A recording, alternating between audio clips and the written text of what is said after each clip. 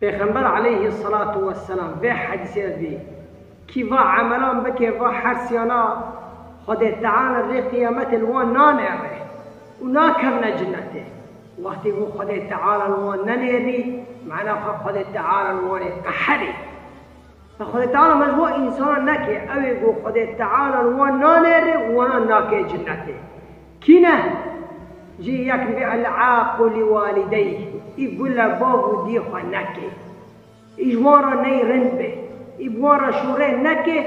خد تعالى لي قيامتنا ليدنير ناود كي جنته إذا ديانك يا رسول الله إذا ديان أو جن أو قيزكي خبيني بيان بكي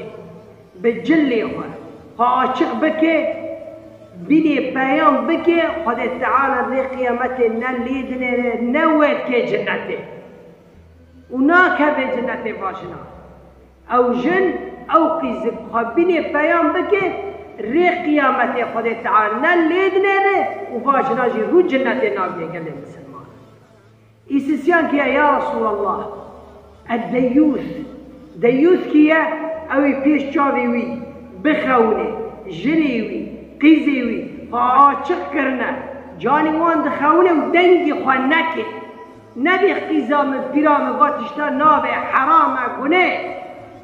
و دنگی خواه نکه وان را نبیشه تعالی ری قیامت نلودنه و ندخبه جنت بایا و حرسیانا رو جنت نابینه اما گلدنه توبه بکن کار رند بکن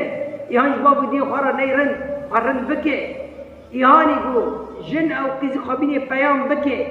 گو بترکنی او کاری خواه جلی خواه حاجر خواه هبه خوابینی اسلامت بینی خود تعالی گوتی بکه